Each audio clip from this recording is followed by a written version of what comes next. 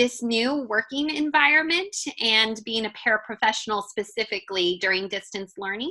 And then I'm very excited also to have Darcy Long here with me. Darcy is one of the educational technology coaches for the school district.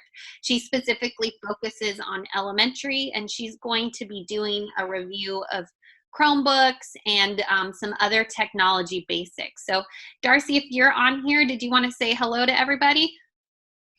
Just hi everyone, and I'm just so happy to be included in your learning today, and I'll see you in about 45 minutes. All right, let's jump in. So for those of you who know me, you know I like to start on time, end on time, be really respectful of that. So we're going to jump on in. I already introduced myself. There's also Christina Bowman, an administrator in the special ed department. She oversees all of the preschool programs. And we specifically invited anybody who works in the preschool and elementary programs because there's a lot of overlap, both developmentally for our students, and we're all located on the same campuses together. And Jody Kuick is another director who works with our counseling enriched elementary programs. She's actually participating in the secondary meeting. So two things to know is that we've broken you into two groups, preschool, elementary, and then secondary, which is middle, high school, and transition. We're both doing the same presentations at 11 and at 1:30. So if you're here this morning, you do not need to come back for the 1:30 presentation.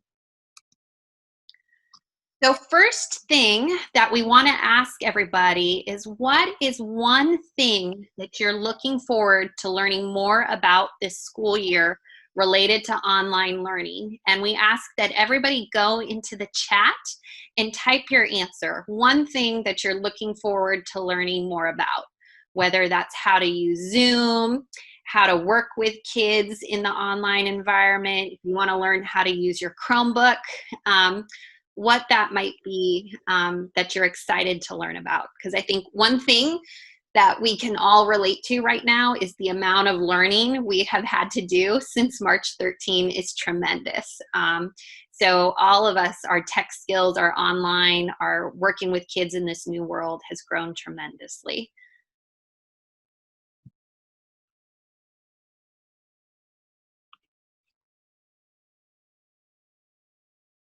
Awesome. I see some great things going in the chat.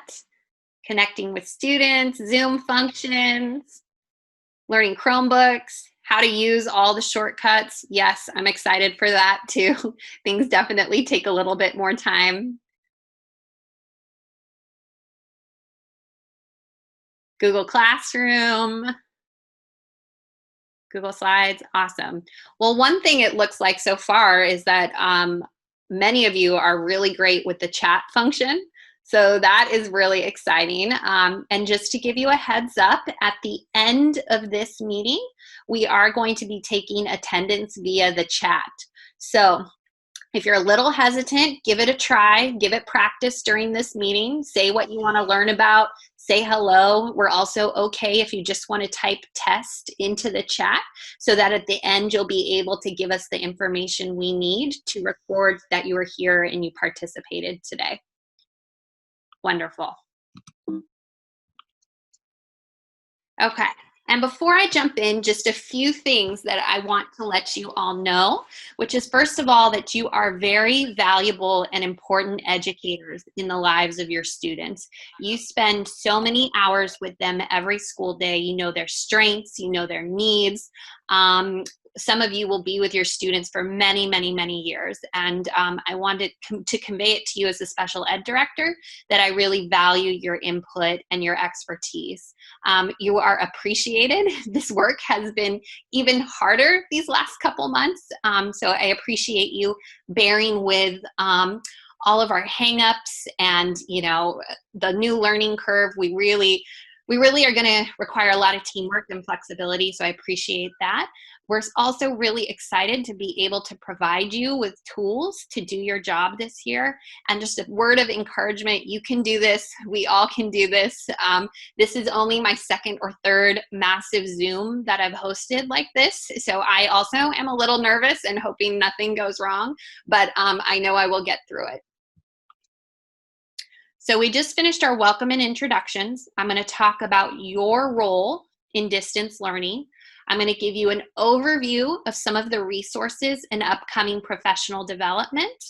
And I'm going to talk a little bit about online protocols, which is just kind of like the ways and that we want to operate and present ourselves as professionals in the distance learning world.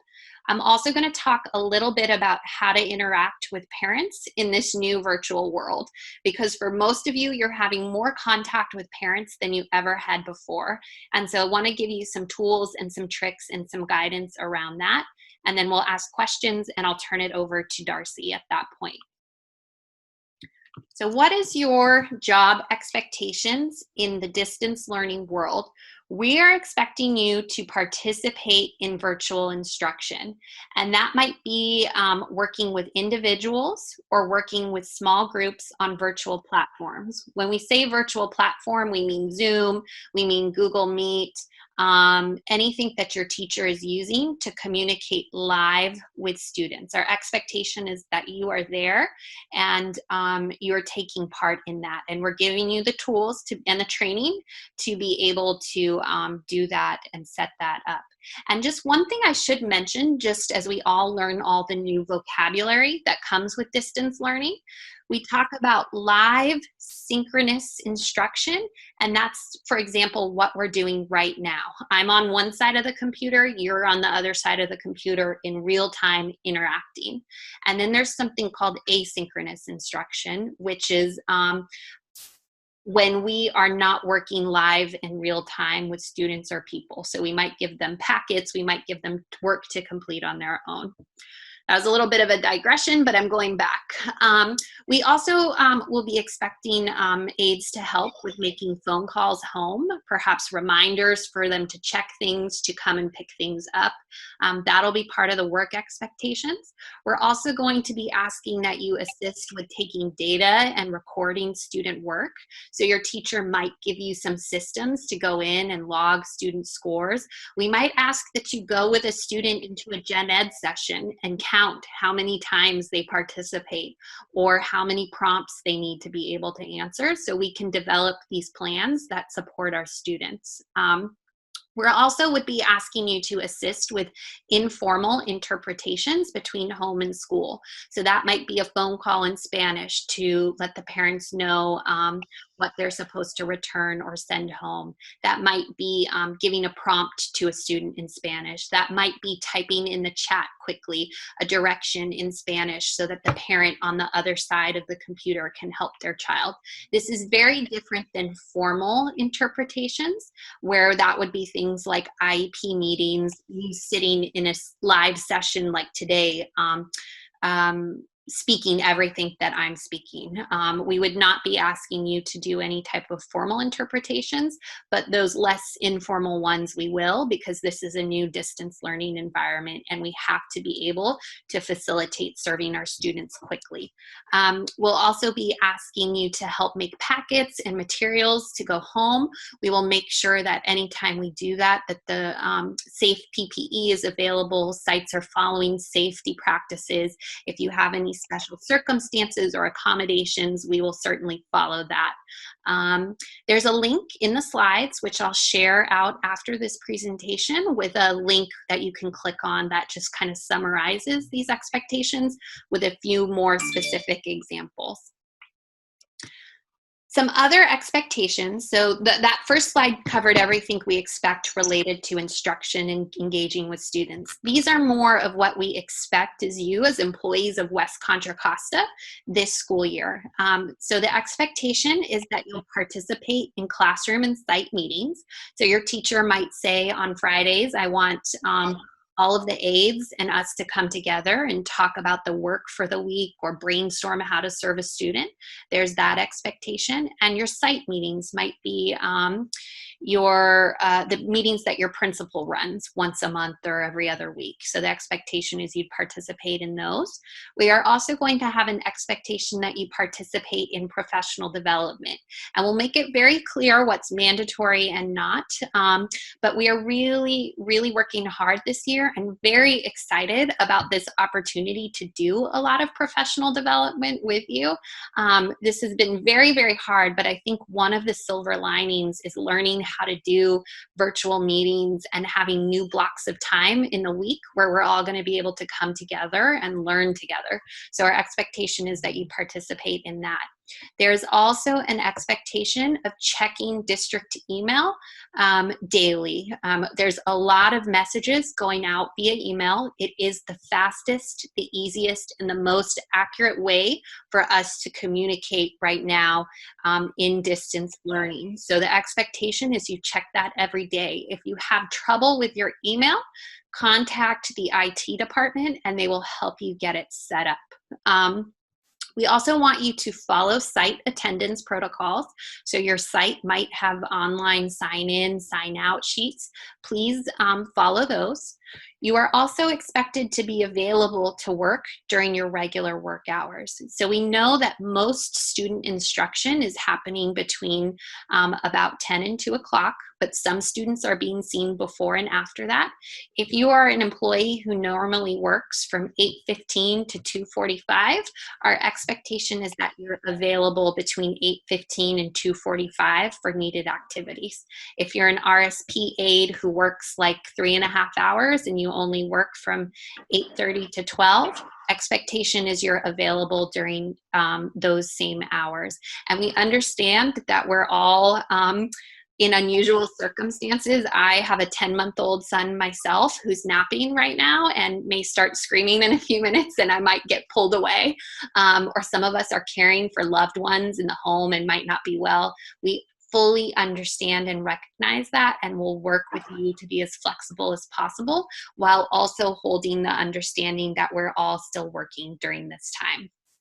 Make sure that you're collaborating with the staff at your site. You're always making your decisions based on what is best for students and being flexible with our learning. So this is a question that comes up often and we wanted to review it today with everybody. Who can direct your work as special education paraprofessionals? And there's 3 people who can, and they can all direct your work in different ways. So the first person is the principal. The principal is your supervisor. They do your evaluation, they resolve disputes, and they provide any approvals for things. So if they were to approve that you had to leave 15 minutes for the day, anything like that comes through your principal. Your teacher is the instructional leader and the manager in the classroom of all the staff working in there. So your teacher can make your schedule. The teacher can assign you different work to do with students. So they might say, most of my examples are for when we're in school, but they might say, you're going to monitor the lunch table, or you're going to work with these 2 students on multiplication, or you're going to help prompt during circle time. And they'll give you the different curriculums and tools to use, and they'll give you different tasks to support the overall role of the classroom. The third type of person who can help direct your work are the related service providers. And these are people like speech therapists and behaviorists or occupational therapists. What they're going to do is be giving you more of specific techniques that they want you to use with students. So they might tell you, I'm really trying to get the student to say the R sound correctly. Here's how I want you to prompt and model the R sound for the student. Or a behaviorist might say, hey, we're really trying to help this student be more independent. And so anytime they do something good, let's give them a high five. We're really trying to stop them from hugging. It's not age appropriate. Let's switch to high fives. So please use high fives with this student. Or an OT might come in and say, they really have difficulty focusing. When they're struggling, give them this type of fidget tool to use with. So those are the 3 different ways people can direct your work. If you ever have questions or concerns, we always advise first time, go to that person directly. Ask your question, express your concern, see if you can get it resolved. The next layer would be with your principal, and then from there, there's different higher levels that we can direct you to. Also, as many of you know, and you were noticed by HR, we were really excited to develop new job descriptions. So that was a huge collaborative effort. Big shout out to the Teamsters, Jeanette and Kathleen, and our SPED department, and you guys as members. It's something we wanted to do for a long time for a lot of different reasons I won't talk about because that's another training, but we are getting lots of questions about that, and there's a link where you can read your new job description, and we're going to set up some times where we can answer any questions, and we'll be giving this information to your principals and to your teachers so we're all on the same page. But that was a big thing that we're excited about, and hopefully you are as well. So resources and upcoming things that are set up to support you this school year. So first thing is Chromebooks for all of you. You know, I should feel like Oprah, like you get a Chromebook and you get a Chromebook. This was also really exciting and a huge partnership with our IT department.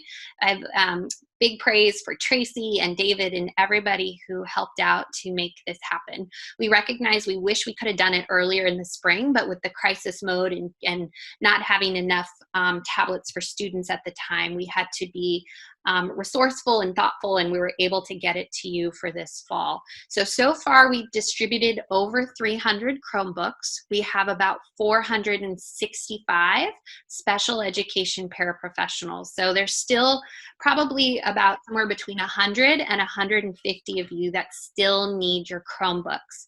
And I'll talk about the last pickup for that, but you will get that tool to do distance learning. If you are in need of a hotspot or internet access, we are able to provide you with that. It's not an unlimited capacity, so IT would be the people to answer all the details about that. But I'll put you, there's a link in the presentation where you can look into that if you need it.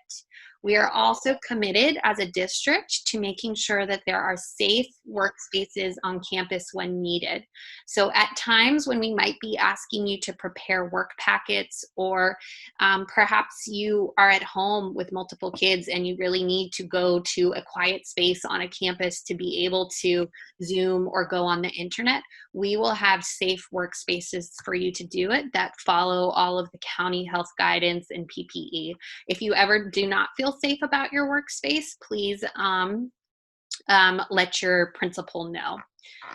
We are also working as fast as we can to come up with a comprehensive professional development plan for you. So I was really fortunate in the spring and the summer to be the special education representative on the Opening Schools Task Force.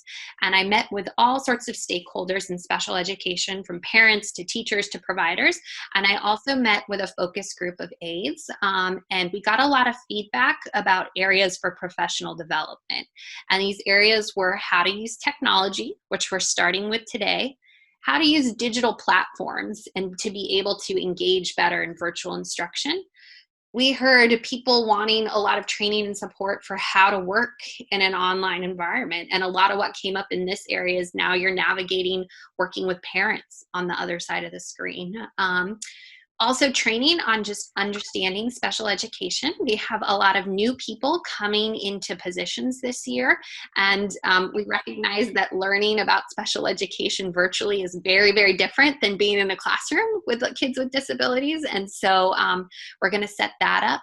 And we're also trying to do training for you and for everybody in terms of what are the best practices of meeting the needs of kids with disabilities in distance learning. And as a district, everybody will be participating in the professional development on race and equity. So everybody, myself, you as paraprofessionals, teachers, office staff, Mr. Duffy, the superintendent, we are all committed to doing this work this year. And so you'll be participating in that. We're also going to offer different office hours. So you'll get some office hour time with me to answer all kind of the nuanced special ed questions. Darcy and her counterpart, Laurie, are really fantastic, and they offer EdTech office hours where you can just pop in and ask any questions that you have related to technology. And the other thing that we've really worked on is making sure that there's going to be some time in your schedule to collaborate at your school.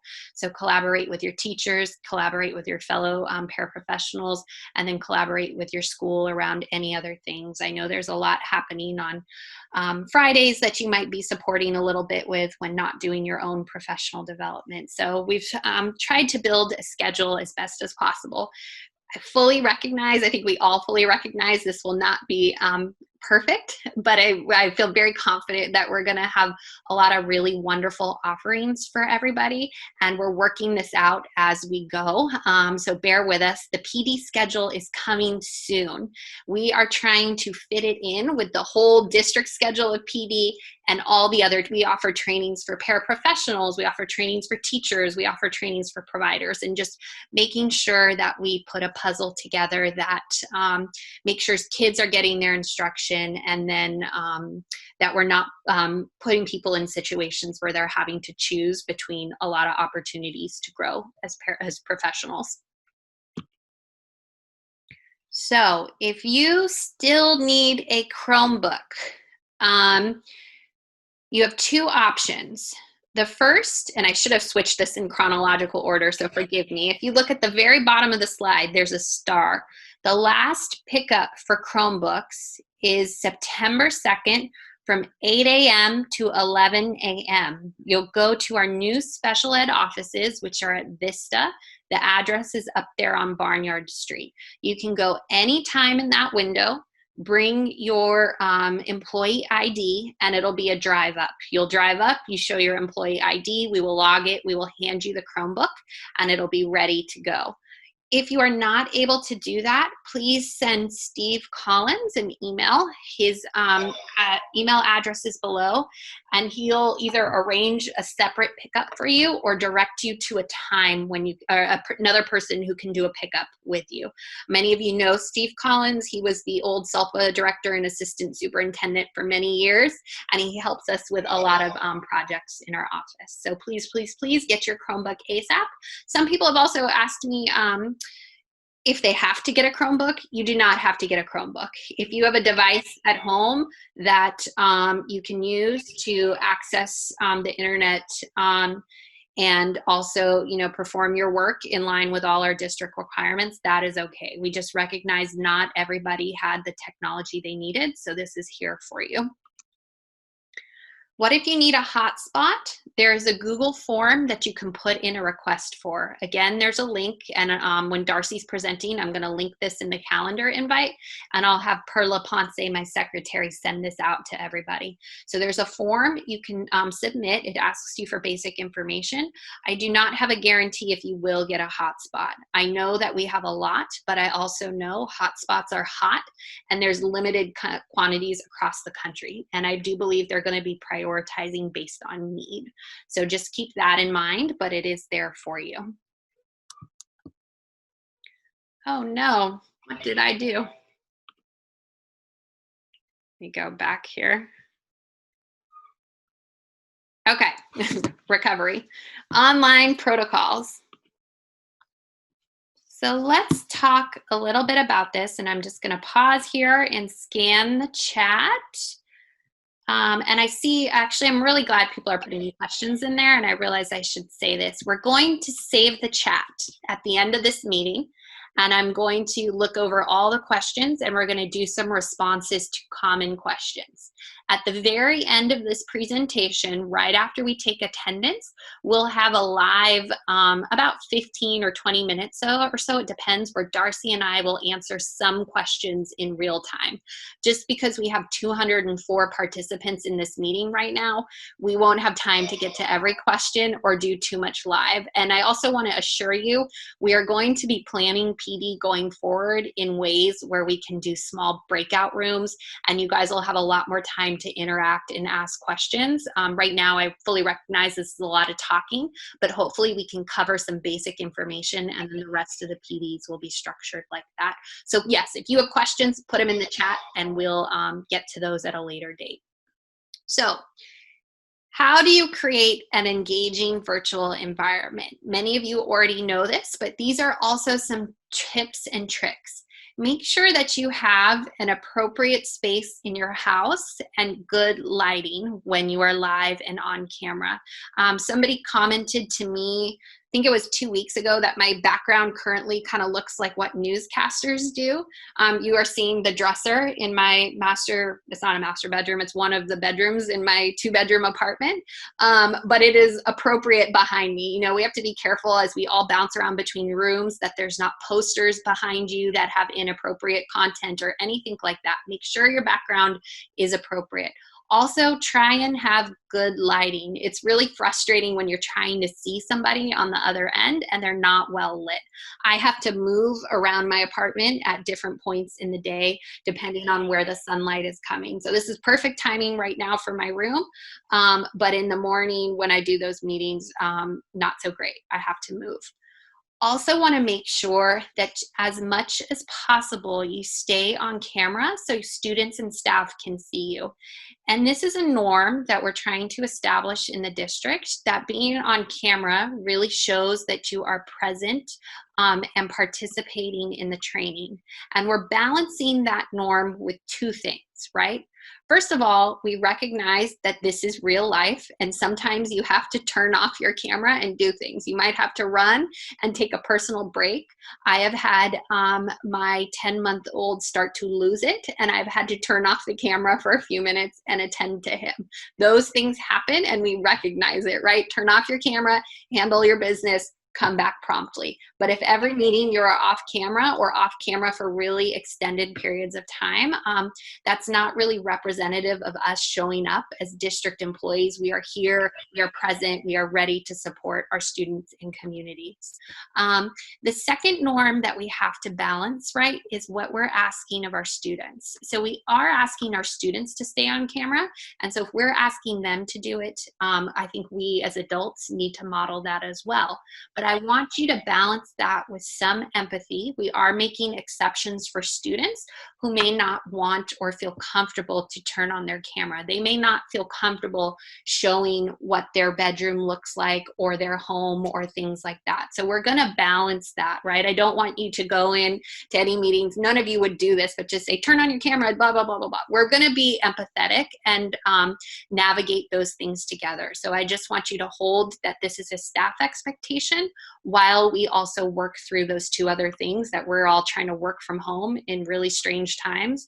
And our students may not always feel comfortable being on camera. Mute your microphone when you're not speaking so there's less background noise. I think we have all learned that. I wish I didn't learn it the hard way. So for anybody who's new and joining distance learning, putting that out there. Make sure that your attire is professional, what you would normally wear to work. Just make sure it's professional on the other side of the camera. Smile, be energetic and positive. I actually, you know, preschool people who reviewed these slides from a preschool perspective asked me to also mention just singing along and dancing along. So if you join classes for some of your younger students, there tends to be lots of singing at circle. Your OT might come into the classroom and start dancing around and doing things. We ask that you on the other side of the camera participate and do those things with our littlest learners. We have gotten a lot of feedback from families over the summer that said that they found live instruction with adults that their kids knew to be the most engaging and positive experience for them. So let's try and keep that up. And that's actually a personal goal of mine. Like, I was in a meeting where they had us reflect on what we wanted to do better this year. I'm trying to keep my energy up on Zoom. I know after being on Zoom for 8 hours, I am fried. My face starts to show it. My posture tries to show it. So that is my personal goal, is to have more energy on Zoom. Also, just practice. I'm going to encourage you, just practice typing in the chat. Use this training as an opportunity. Practice sharing your screen.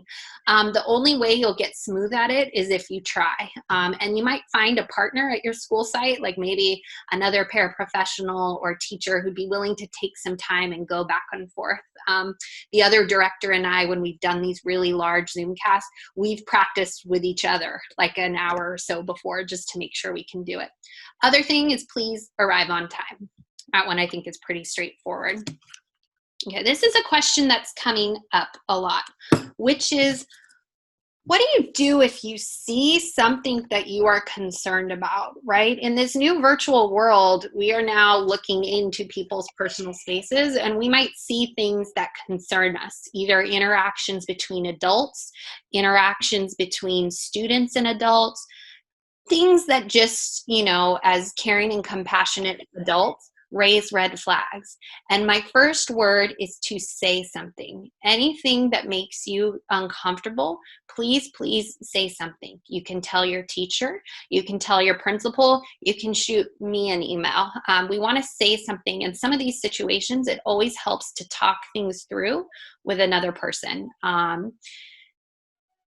Also, just always have to say, we are still mandated child abuse reporters. That obligation does not go away in the distance world.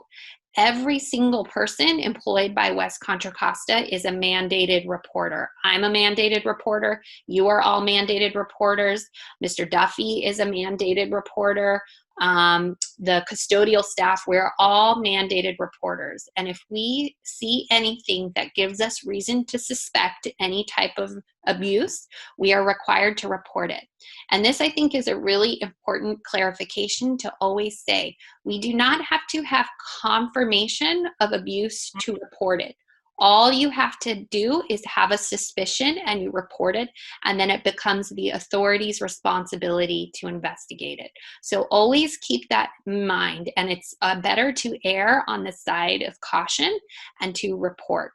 And if you need help with that, your principal, your site administrator, your teacher, they can walk you through that process and get you the documents that you need to submit those reports. You have to do it very timely. It's usually a 24-hour turnaround, so make sure that that gets done. And all of you in the coming weeks will get the Keenan email, so you get to log on to Keenan Safe School, do all those trainings. One of them will be mandated reporters. This is also a best practice that we're advising to happen, and if your teacher hasn't talked to you about it, feel welcome to take it to your teacher. We think it's a good idea for you to set up logs for any time that you're working. Right now, this slide I see says individual sessions, but it's also good when you're working with students. And it's a log to say the date, the time you worked with them, how long you worked with them, and what you covered. And so that way there's always a record. So it might be something like today, August 28th, 11 to 12:30 p.m. Topic was reviewing multiplication, or helping work on essay, or anything else that you might do with the students. And that way that there's a log and there's notes and a record of what was worked on and done. That's just a best practice for being in the distance learning environment when working with students. Also, one thing I forgot to mention, you as paraprofessionals are always working under the direction of a certificated staff member. And that's just a fancy way of saying you're always working under the direction of your teacher or your principal. And so having that information for times when you may or may not have someone else with you is important to know. So another question, should I be communicating with parents? So usually when we're in the brick and mortar buildings, we don't have you as paraprofessionals doing a lot of direct communication with parents. You know, there's a lot of pleasantries, hello, greet them, saying hi, handing, you know, taking the backpack from them. They might tell you, oh, you know, so-and-so didn't sleep well that night. You might say, thank you for letting me know. And you go back and you tell the teacher, right? We're not robots or anything, but we as paraprofessionals are not delving into a lot of details with families. That information comes and goes through your case manager, your teacher, or some of the other service providers. But the virtual environment is a bit different, and there's going to be increased likelihood of more parent interactions, right? So you might be doing Zoom with your teacher, and your teacher puts you in a breakout room to work with 3 kids. Your teacher's in the other breakout room, and the parents are on the other side prompting their kids.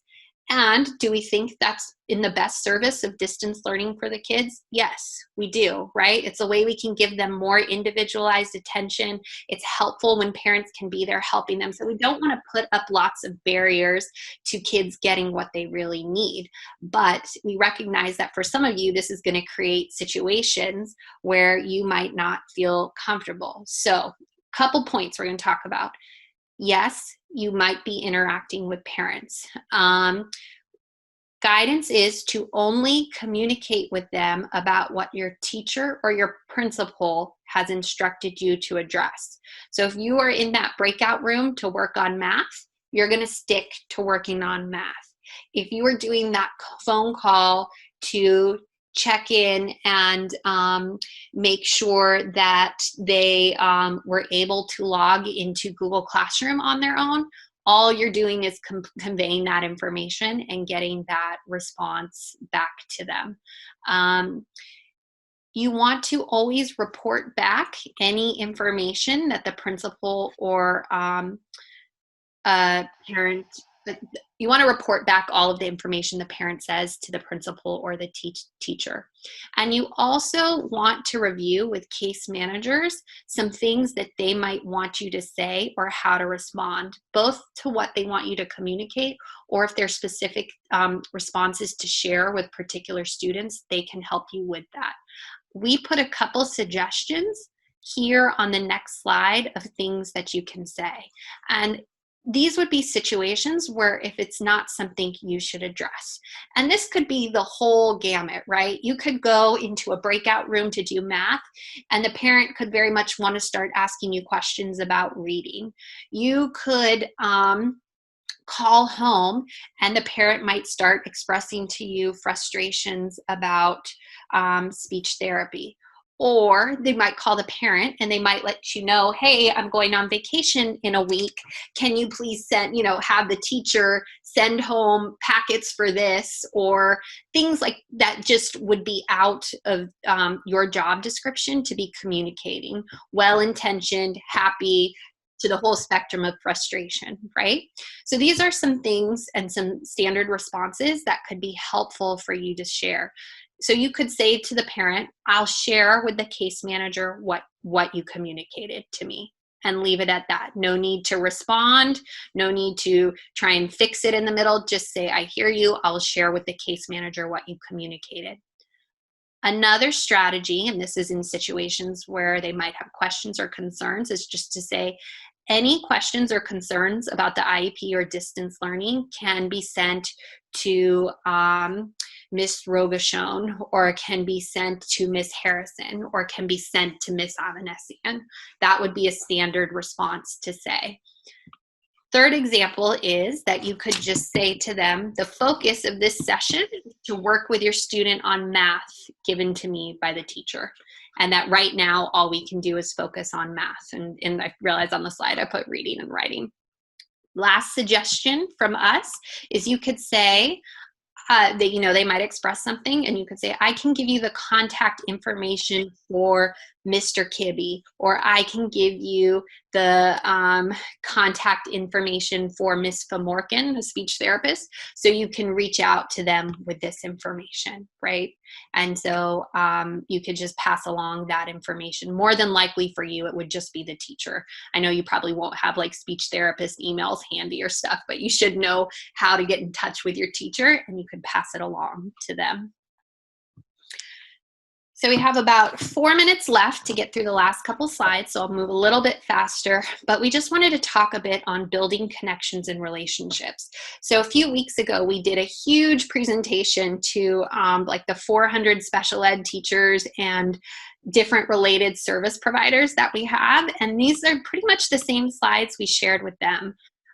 We are living through a pandemic right now. It is really, really hard in many, many ways.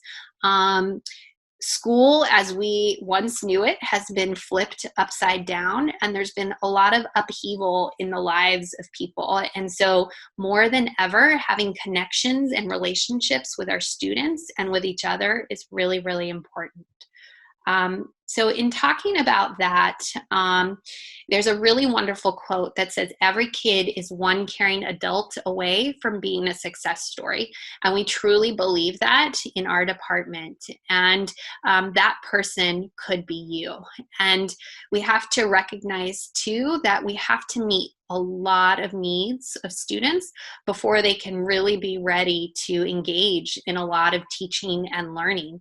And it's okay if what we're doing is meeting one of their basic relational needs. So there's a pyramid here that you can see that, and Maslow is like a really famous psychologist that does a lot of work in this area, but talks about how at the very base, we need to meet basic physical and safety needs for kids: food, a reliable building, place to come to.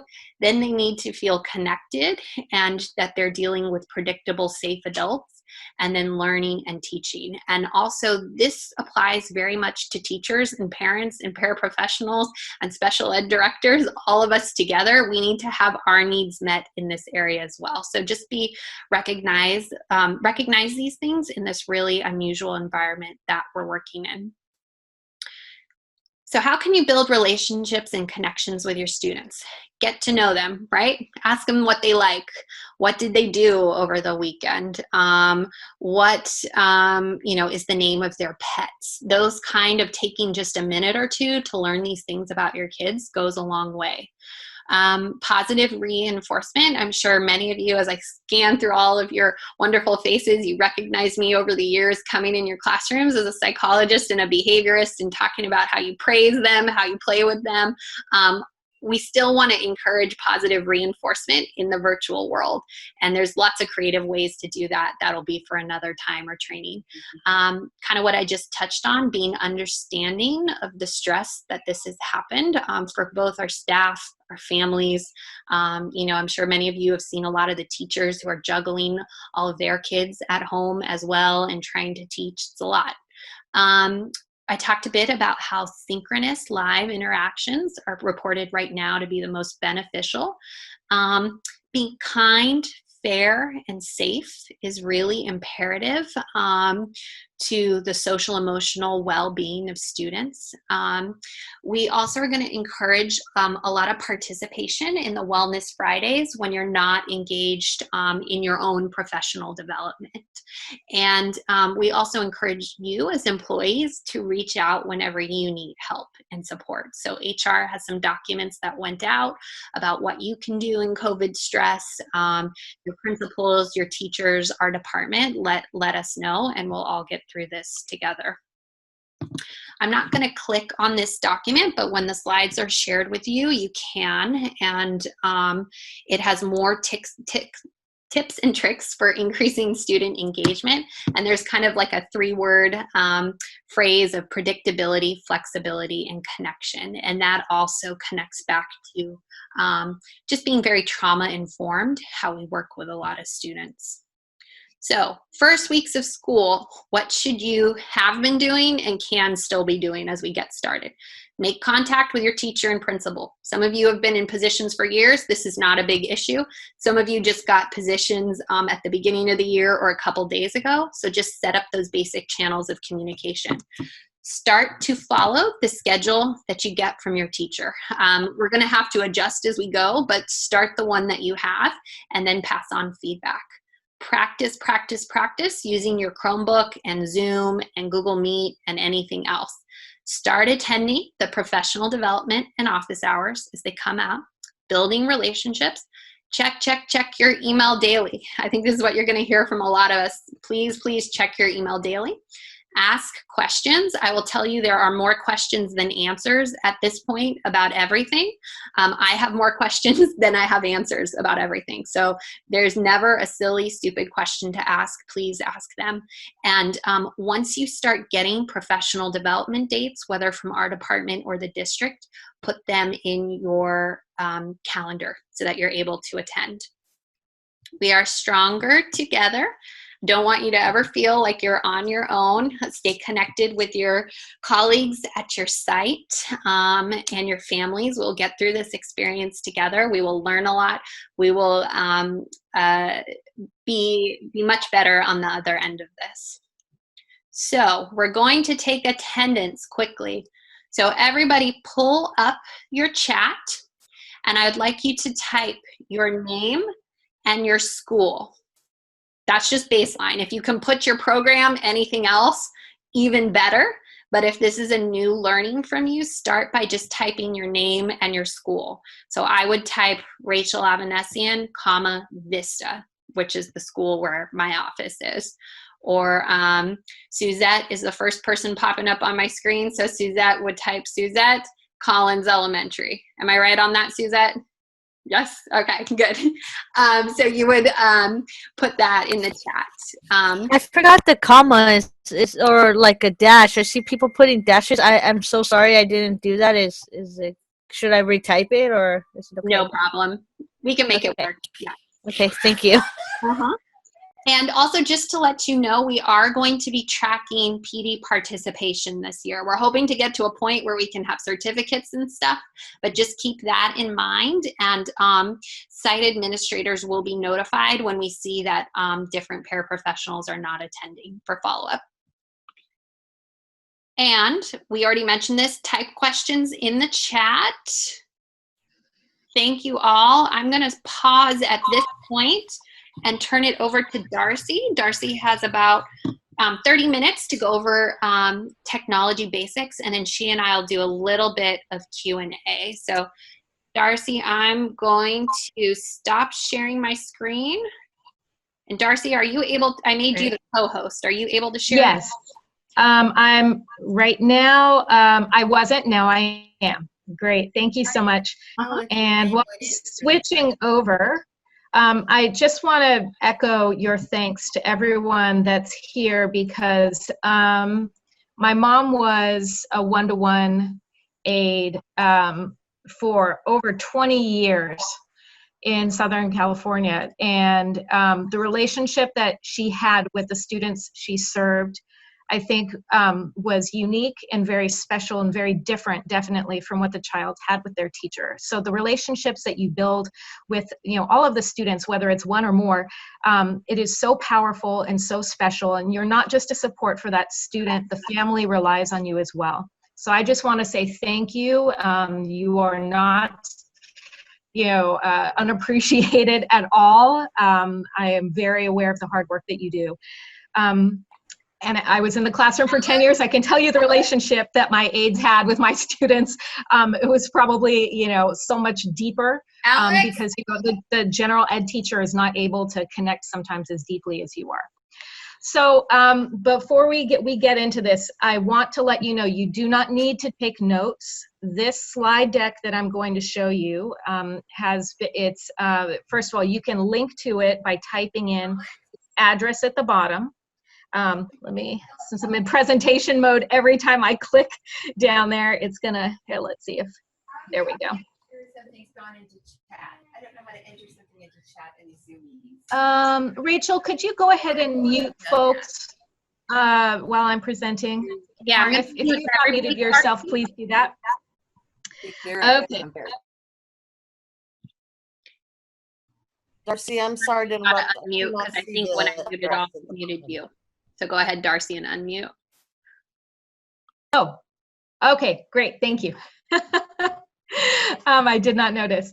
So hopefully you got most of what I said, but the address at the bottom of your screen where it says bit.ly/WCC Staff Tech 101, that is the link to this slide deck. And if you're not clicking on it now, that's totally fine.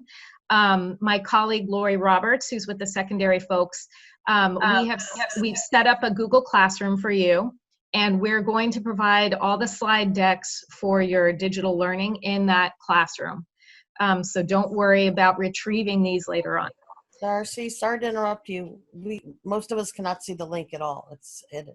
Oh, it's at the bottom of the screen. Okay, don't worry about it. I'm going to be showing it while I'm presenting, so you're not going to miss anything. And we'll email it to you later. Thank you, though, for letting me know. I was looking at the chat, and there were lots of topics that you were wanting to learn about. For today, we're going to go over your Chromebooks. We're going to go over Gmail and Google Calendar. We'll be going over Seesaw and some of the other topics at another time, but maybe during Q&A we can kind of touch on that a bit. Okay. So this is my contact information, dlong@wccusd.net. Please email me with any follow-up questions you've got.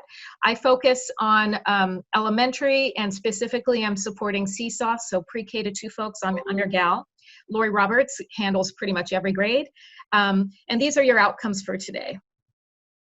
Okay, so the first thing I want you to know about your Chromebooks, it is a learning curve. It was a learning curve for me, even as a tech coach. And mostly it was because I hadn't used a system that didn't have on-device storage or memory. Everything in your Chromebook is gonna be saved inside your Google Drive. So it's called a cloud-based system. Those of you that are familiar with using Microsoft Office or Windows, Microsoft Word, PowerPoint, your Chromebook doesn't have any of those programs. It's running on Google tools, and you'll learn more and more about these this year. So that's the first thing to know. Chromebooks just function differently because they're cloud-based systems. I did show the powering on button. I wanted to show you that blue light. The blue light comes on when it's fully charged. Later on, you'll notice it turns orange. That's just showing you that the battery level has gone down. That doesn't mean it's going to die on you or anything. But blue or orange light means your Chromebook is on. Now, when you log in, you're going to click where it says sign in with a different account. And I'm not sure how IIT set up your device. If you see like some sort of weird like @wccschools.org, that's how the kids log in. As soon as you start typing, that will disappear. So you're going to type in your WCCUSD email address, and then you click next, and then you type your password. Now, once your Chromebook powers on, I want you to know about the system tray on the right, because you're going to have to link this up to your Wi-Fi. So if you click where the timestamp or the clock is in the right corner, you'll be able to access those system tools. And the next slide will actually show you how you're going to link up to your Wi-Fi network. The other thing that I want to point out as well, don't use the power button to power off your system. It is best to power off by clicking where the clock is and clicking that power off button. And the reason is that you can put your computer in hibernation or something that still is going to drain the battery power and not know it. So it's just best to ensure it's powered off by using the screen power off button. Okay, so this is a direction. Just when you're connecting your Wi-Fi, you would just click on that little Wi-Fi button, and it's going to show whatever networks are in your area. Make sure to pick, whatever your network is, and then your router should have a password that you're going to use, and then go ahead and put in your password. Okay, so again, the system tools are found by clicking the clock on the lower right-hand corner of the Chromebook screen. And here are some of the other features. So that's where you check your battery level. Now this bottom, this bar at the very bottom, that's called your system tray, and that's where specific icons that you use, those are the apps that you most commonly use, will show up. At the left-hand side, there's a little round circle, and that is called your apps launcher, and I'll talk a little bit about that later. The other thing to know is that these devices have 2 cameras. You're primarily going to use this camera here. The camera on the keyboard, mostly students would use that if they are, holding it over something that they want to photograph. But I've noticed most kids don't even use it. At the bottom of the slide, I've linked a resource that goes into depth about how to switch cameras. I'm not going to go into it right now because it's not really necessary. The default camera is going to be this one here. And know that when you're using Zoom and Meet, you don't have to enable the camera. The camera will turn on automatically. Okay, super important is your sound. So in addition to the systems tools that I showed you, the little, where the clock is, there's some volume controls right next to that. On your keyboard, you've got a button specifically for muting your sound, and then your decrease and increasing volume. Headphone jack is on the side, and it's on the side opposite where the power button is. Actually, I think our Chromebooks have 2 power buttons, so it's on the, this one is showing it on the left side. And the other thing to know about the keyboard, and this was really odd to me for a little bit, the keyboard kind of functions differently, and the touchpad is a little different. So there's no caps lock key. So above Shift, you're going to see a magnifying glass, and that opens up a Google search bar. I can tell you that I've had this Chromebook for about 2 years and I've barely used it. But instead of just opening up Google Chrome and then typing in your search, you could press that button and it pulls up a little search bar for you. So if you use caps lock frequently, you're just going to have to get used to holding down the Shift button for a while. There is also no delete key. So again, you're going to have to click on backspace to do that. The touchpad. So sometimes we like to copy and paste pictures or text. You have to use you have to use 2 fingers to do that. And that takes just a little bit of retraining your brain to pull up that little menu. So 2 fingers to click for menu items. And scrolling is with 2 fingers as well. So as Rachel was talking about before, lots of this is just playing and getting used to it. And after a couple months, it'll just become second nature to you. All right, so I said I was going to talk about the apps launcher, and that's very important. On Windows machines and laptops, we usually have a little yellow file icon that you click and it shows all your documents and things. That's not the case with your Chromebook. All of the applications you're going to use, remember, they're cloud-based. So your Google Mail, your Gmail, your calendar, if you use Google Drive, all of those things are your apps or your applications.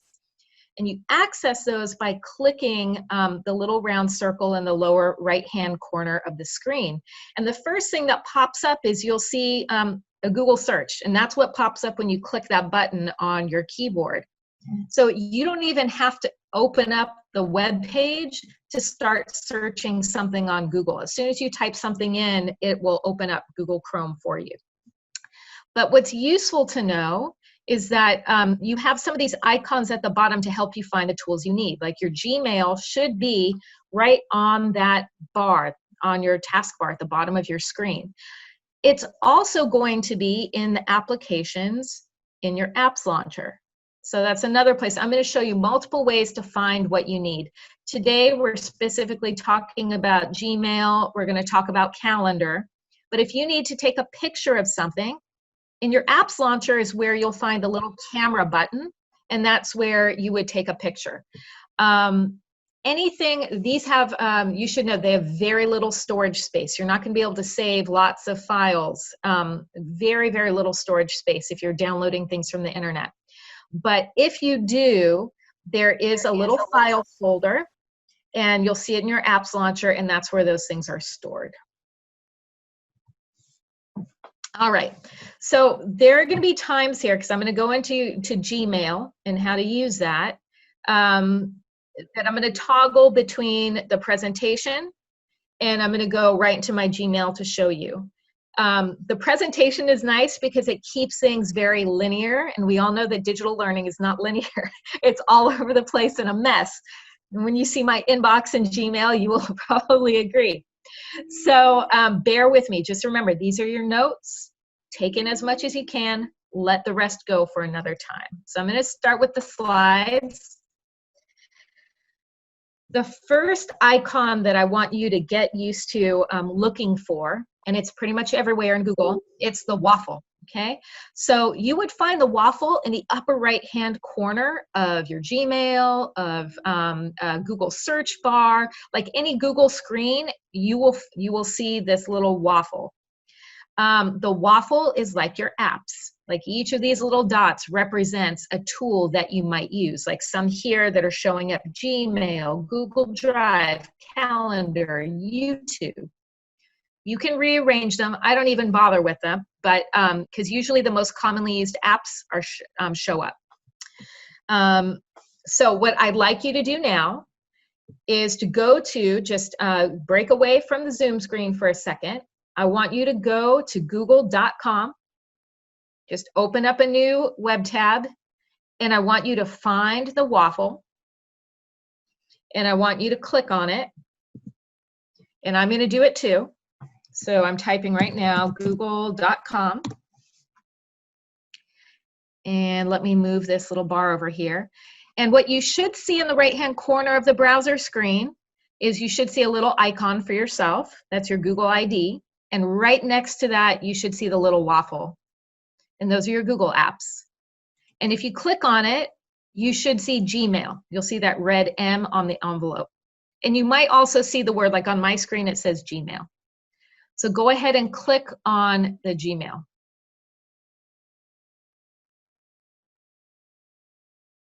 And then when you're done, come on back.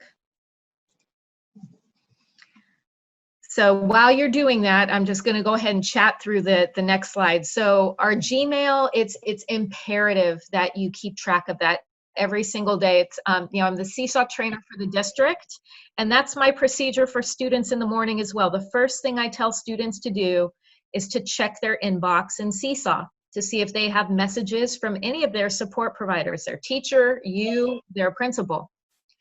So you can customize this. I'm just going to go over the basics for today. And I'm going to show it from my own Gmail. And remember, the slide is here. That's going to show you everything I'm going over. And I have direct links on the right here to the different help topics in Gmail Help. Okay, so here is my Gmail box. Here is the settings cog here. And notice it's right next to the waffle, the Google apps. So from here, I still have access to all my other Google tools. I'm going to click on the settings. And the types of things that I can change are how the mail is laid out. I just keep it on the default. This is the way I like it. But you could change that. I've changed my background to the forest, just like the way I'm talking to you now. You can tell I like to pretend I'm outdoors. So you can change your background. So one thing that I think, let's see, so you can customize how you see how things are prioritized, like super important messages, you know, what you want to see first, you can customize that. I do not split my reading pane. I like to see everything in the largest screen possible in front of me, but that is an option. And you want to make sure on the email threading that you have it in conversation view. If you don't have it in conversation view, every time someone replies to an email, you get a brand new email notification, and it's a pain. So make sure that email threading is checked. And those are the quick settings. There are more. And if you click See All Settings, which I'm going to do right now, so there are more settings that I could click on. So for example, at the bottom where I've added my closing and my name, that would be my signature. So you would access those settings by just clicking See All Settings, and you can see that there are a ton. But for sake of time today, I'm just going to keep it pretty basic. All right, so let me see. Let me make sure I covered everything in Gmail. Yes. Okay, so I'm going to move on to Google Calendar. And I'm going to do that by clicking the waffle right from my Gmail. So I'm going to click right on that calendar icon, and it takes me there. And again, I'm going to go back to the slides really fast to keep things linear. I don't have an example of everything that I wanted to show you, but it's in the slides. So in your Google Calendar, you can choose how you want the time laid out. You can select day, week, or month. I usually choose month at a time. You can choose to show weekends or declined events. And I'll show you that when I go back into the calendar. One thing that I wanted to make sure that you see is that we have these little, they're called GIFs. They're just really microscopic videos showing you exactly what to do. And this is super important for accepting an invitation. So invitations, automatically, if someone sends you an invitation, it will show up on your calendar. But that doesn't mean that you've automatically scheduled yourself to attend. So if it's on your calendar, you need to make sure that the circle is opaque and filled in. So that's what all of this writing here is on the slide, and I'm going to show you that in my calendar. So if I click, say I have this entire day's schedule of things to do, all of those circles are filled in, and that's because I've accepted all of those events. If I have not, that circle is not going to be filled in, and that lets me know I need to click on that event, and where it says going, I need to press yes. Okay, so you need to make sure if you see an invite pop up on your calendar, you click on it, you open it, and you say yes or no. And if you need to add a note, there's even a place where you can add a note that the host of that event will see. And then you can join whatever event it is right from that invitation. So, for today's, I just went right to my calendar. I had already said I was going. I clicked on that link and it directly opened up. So let's see. I went over joining a meet. Joining Meet and Zoom is the same. So in the invitation, you're going to see the link. You just click on the link. And that's pretty much, that's everything that I wanted to cover. The one thing I should show here is this is where you decide whether or not you want to show weekends, or if you just want to see 1 week at a time, or if you just want to see 1 day at a time. So that little toggle arrow lets you decide. All right, so I think what I'd like to do is go back to the chat and see if there are any questions that I can answer. Let's see. Actually, I should ask Rachel, do you have any questions, or is there anything you feel that I should go over? I think you covered everything really well. I would just say, of those topics that Darcy covered, because I think we had a few people asking to go over something again in the chat, but I'm not quite sure what it was. So Darcy kind of covered 3 main things. She covered how to use the Chromebook, how to get to your Gmail, and then the calendar invites. If there's one of those 3 topics that you'd like her to cover or say a little bit more about, can you type that in the chat? Yeah, one thing I did not show was how to accept a calendar invite directly from my Gmail, and that is something that you can do. So if you'd like me to show that, I'm happy to do that.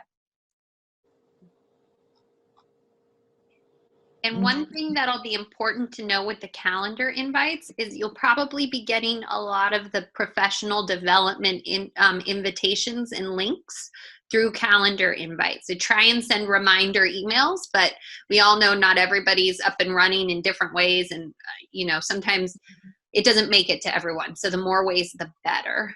Yeah, I always double check both my inbox for the day and I check my calendar, because yes, sometimes The host might have set something up and accidentally forgotten to click the button that said to email everybody. So it's very possible that somebody hoped that I was going to be meeting them and they just forgot to send me that email announcement. So it's really important to check your calendar. So I'm seeing more questions about Seesaw than I'm seeing about anything else. So I did prepare a slide to just go over some procedures. So I do want to invite all of you to come to open office hours. We've been having them daily from 9 to 10 in the morning. Next week, I think that might be changing. And I've been holding Seesaw specific office hours twice a week. I think that for sure is going to, that might go down to 1 day a week next week. I'm not sure. But I invite you all to come and just ask your questions. We learn from each other. And that's a perfect time for me to demo. Let's see, somebody is asking about calendar, how to use the remote function on Zoom for Chromebooks. One thing that I just want to put out too, it sounds like a lot of you are using Zoom, and I just want to also remind you that Google Hangouts Meet is available, and it's such an easy, straightforward video conferencing program compared with Zoom. I've recommended it to all of the pre-K through second grade teachers. I found that most of the teachers that were using Zoom, it was because last spring when we went to distance learning, they hadn't heard of Google Hangouts and they just became familiar with Zoom, and that's all they know. But we've heard from parents that Hangouts Meet is something that their children can navigate more easily and they can navigate more easily. So I'm going to recommend that if you're not specifically comfortable or wed to Zoom, that you look into using Google Hangouts Meet. Lori Roberts and I are setting up a Google Classroom. In fact, it's already set up for all of you. You should be receiving an invitation to join it probably later on this afternoon. And I think I'm going to go ahead and share my screen so you will know what to do, because the link to that Google Classroom, all you have to do is click on it. And this presentation, and Rachel, if you want your presentation to be in there, we can add that too. So you will get, in fact, let me search in my email for what Lori Roberts' invitation like for me. Let me move this bar. By the way, so you'll notice you can search for emails from anybody by just typing in the search bar at the top of your screen. Okay, so I got an invitation. Yours isn't going to say invitation to co-teach. Yours will say invitation to join. And this is going to be the name of the classroom, WCCUSD Paraprofessionals, and you'll see a button that says join. And when you click on that, it's going to take you to this Google Classroom. Yours will be shaded gray, so it will be grayed out. You're just going to click, it'll ask you to join. You click join, and then when you open it up, resources that we have placed for you in here, like the slide deck, you will find under classwork. And you're not going to see all these things yet. We haven't posted everything yet. This is the slide deck. It's already there ready for you. For those of you asking about Seesaw, I am going to show you this. I put in an FAQ. I'm going to put in the Seesaw 101 video that all of the teachers, or many teachers, attended in the slide deck. So one thing I want to make sure that everyone knows, that if you are going to be using Seesaw to support a student, the procedure, if you do not have an account, is that you need to create your own basic free Seesaw account first, okay? And then during that registration process, it's going to ask you what school you work at. Just put whatever your home school is. If you serve multiple sites, just choose the one you spend the most time at. And then somebody at the site will approve you. You'll be added into the school subscription. Just remember, only our pre-K through second grade students are using Seesaw. And one thing I want to make very clear, do not make a classroom, do not add students to it. Students have their own accounts tied to PowerSchool. They don't need any home learning codes to sign into it. What you want to do is request to be added as a co-teacher with the primary teacher. So your job, you're not going to be creating your own classroom. You're just going to be a co-teacher supporting, the students that you serve. Let me see what else is in the chat. Oh, I did want to show how to accept an invitation. Yeah. While you're getting that set up, Darcy, I'll answer one other question about attendance and clocking in, clocking out. Contact your principal. Different sites have different attendance monitoring procedures. So reach out. I think, Monique, you were asking about King. So reach out to Joey, but contact your principal and see how staff attendance is being taken. So I'll turn it back over to Darcy to talk about the calendar invites. Yeah, so this will be the last thing I show, and then we can go to questions. So you'll notice this says invitation, invitation, invitation. And when I hover over it, it'll pop up an RSVP button, and this is directly tied to my Google Calendar. See, I can even view it on Google Calendar. So here I could toggle my response, and then automatically that will go on my Google Calendar, and I can click that link. So I didn't even open the email. I could, to view everything. It shows me everyone who is going to that meeting. But just from my email, I can go ahead and accept that invite, and then it will pop up on my calendar. And then from there, I could click and join that meeting. All right, so now I'll stop sharing. No worries. I saw one question in here that relates a bit to that, Darcy. Someone asked about how we're going to be inviting people to trainings. So I think you'll find invitations in two ways. One, just what Darcy showed you. We'll create an event for the training, and you'll automatically get that invite that will come to your email, and it'll show up in your calendar. We're also going to put together a document that will probably have live links. So you'll be able to go into it and click on those links to get into trainings, but that is still coming. So again, just check your email. That's where you'll get all the links to go to the different trainings. I also saw, Darcy, lots of questions about Seesaw, very popular topic. Where can they go if they want to go to like one of the Seesaw trainings or go to your office hours? What's the quickest way for them to get that information? That will be the Google Classroom. And I saw lots of questions about the class code. You're not going to need the class code. We're going to send you a direct invitation to join. So when you get that email, just click join. I think it makes things a lot easier for everyone just to have the direct link.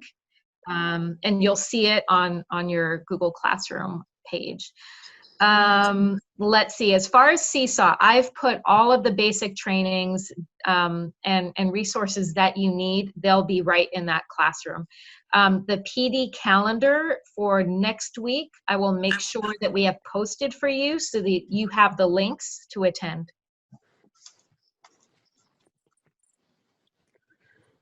Awesome. And then one other question I saw Miss Bradford asked was kind of related to Clever.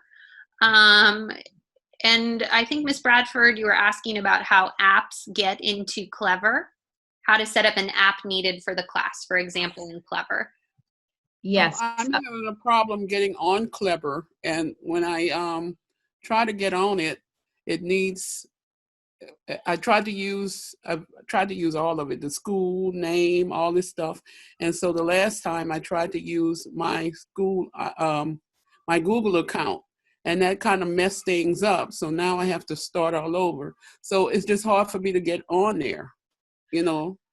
So have you specifically been set up with a Clever account? Because right now we have it set so that really only staff that is linked to PowerSchool automatically has a Clever account. And the teacher that I work with, they're on Clever. So she sent me the link, and I tried to get on it, and it doesn't work. No, your site admin would have had to request that a Clever account be set up for you. But the Oh, one thing to know is that not all teachers are aware that even if they set up a Clever account for you, that doesn't give you access to the teacher's page. You cannot see that. All you're going to get is the set of basic district apps. So yeah, if you're not linked to a class in PowerSchool, I almost think having Clever access has very little impact for you. okay. So for And example, go ahead. so for example, using Seesaw, you don't need Clever to access Seesaw. You would just go to web.seesaw.me and then log in. Same for many of the apps that students use. It's helpful for them because in many cases we've rostered some of the apps so they don't need a separate login, but that's not going to help you. Okay, and another thing, I have Flipgrid. I have that, but the only way I can get into it is if I put in the student that I work with. My class is a 4th grade class, and so I have to put her name in it. So can you use your district email for that? Are you using your district email to try to sign in for that? The directions was to use your name, your first name, and so I tried that. Then I tried my email. Then finally I just gave up and tried her name, and I got in. But So, when I get in yeah. under her name, it messes her stuff up. So Anna, the problem is how the teacher has set up that application. And this is communication between you and the teacher. And unfortunately, sometimes it's an afterthought on their part that support providers might need to access things. So I have a feeling that she did not approve the email address that staff use in order to enter Flipgrid. So please message the teacher and let that teacher know that the settings don't enable you to log in. Okay, thank you. Okay, a couple other questions I see. One person asked how many hours of PD are required. There's no hour requirement this year. You will receive notification when a PD is mandatory for you to attend. And your site principals will also let you know what is mandatory for you to attend.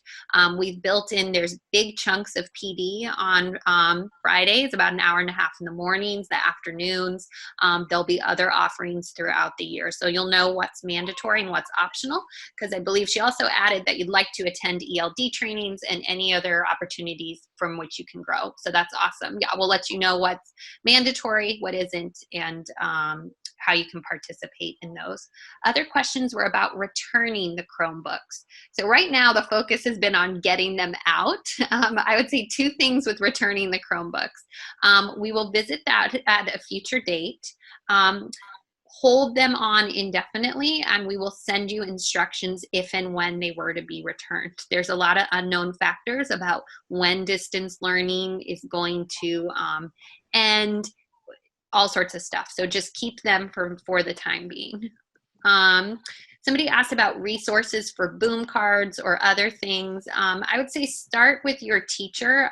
Boom cards, I know we did purchase some of those for the speech therapist, so I don't have an exact answer on that or when it might be available. Darcy might know about for teachers, but that's to be determined. This is a question I could see coming up a couple times, and I am not able to answer it, but maybe Darcy can. It's the one from Pablo about when the teacher host of a Zoom shares their screen and wants to enable remote access for a Chromebook. So I did type in an answer to Pablo just now when I saw that. So Zoom has a gazillion different settings in it. And my feeling is that the teacher needs to change some of the settings in Zoom, and they may or may not know that those exist. So I would want to double check and make sure. I'm pretty sure that that was not disabled at the district level. I'm pretty sure that, or if it was, it might have been disabled, but the teacher has the ability to enable that. So I can double check and, oh, you have checked the settings and that is disabled? Yeah, so we have Okay. checked the settings before, and we've tested it with both personal laptops. The only ones that don't come up are the Chromebooks. The personal laptops, you are able to do the remote, and the person's able to accept the remote, but the Chromebooks don't pop up either. And we've checked through the settings of the host, and then through the settings like my own Zoom account, like our own Zoom Okay. accounts. Okay, so I'm not sure.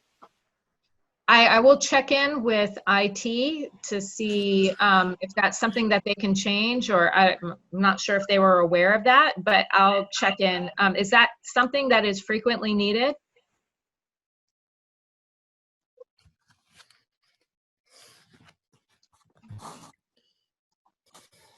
Yeah, we use it for the boom cards for student participation. Okay. Okay, so I will ask and find out about that. And that's something I can put an announcement in Google Classroom about. So thank you. Any things like that that don't seem compatible with Chromebooks, please let me know. And I saw a question come in about, hold on, let me answer one question, and then you're welcome to chime in about email access, somebody returning from a leave and wanting that. If you have already been set up with an email, which every employee who's been hired has, contact the IT department to make sure that that is working and you can get into your password so it'll go that way. Right now, I am sending out invites through the calendar, going to your email. I'm also sending reminders to your principals, and I'm asking my secretary to email it out. So I'm trying 3 ways to make sure these get to everybody. And just as we scaffold people's learning, that will likely reduce over the course of the year to just invites once everybody gets proficient with that. So make sure you get your email set up. And then go ahead, the person who is going to ask a question. Yeah, I have a question. When I was trying to practice sharing with my teacher, so when I shared stuff, like she wanted me to be on Starfall. So when I tried to do that and I'm sharing it, I can't see the person. I wasn't able to see her. And my question was that what if the student sitting over there, he gets up and his sister comes and does whatever she needs to do, and how do I keep an eye on the child? So pretty much you have to split your screen and you're not gonna be able, well, if you're only working with a small group of kids at a time, yeah. So what I can do is I can minimize my Zoom window so that I can see, a few kids on the side, but I can still be presenting whatever it is that I need the kids to see. Does that make sense? Yeah, but I wasn't able to do it. You have to split the screen, then you have to slide it you have to slide it over and you'll see all the other kids. So I need to make it smaller and slide it? Yes. So how do we go about splitting the screen? Okay, so let me It's the speaker view, I think. Let me go ahead and share my screen. And so while Darcy is getting this set up, just for time, this will be the last question for today. We know it's not the last question ever. I see one of the things in the chat, there'll be more Zoom training, more Google Meet training, much, much more to come. So after we finish this, we'll close out to make sure we end on time, and we look forward to seeing you guys all at the next training. So Darcy? All right, so I have a quick question though. I haven't checked in yet. I have a problem checking in. Checking in. Could you type that in the chat and I'll answer while Darcy's showing this? I've typed it in the chat already. I don't know why it's not going through. I don't. What's your name? Charles Towers. Charles Towers. And what's your site, Charles? Fairmont School. Fairmont. Got it. Thank you. So you'll notice I've minimized my panel so I can see some of the participants here. And if I was only, working with a couple of kids, that's who I would see here. Now what I would do with my display window, so say I was displaying my slide presentation, up in the right-hand corner, I would just click on the rectangle or the squares, and you'll notice, so it toggles from full screen to a smaller screen, and you can drag the edges, you know, as wide as you need to, and then drag your meeting space so that you can see what the students are doing, and then you can also, you know, have your presentation up. But you're not using Chrome, are you? Yeah, this is Google Chrome. You're using Chrome right now? Yes. Because First, you have to view options at the top and put it side by side first. Yes. All right. Thank you, everybody. I'm going to close this out. Really appreciate it. We hope this was helpful. Lots of information. We really appreciate it, and keep an eye out for the next training.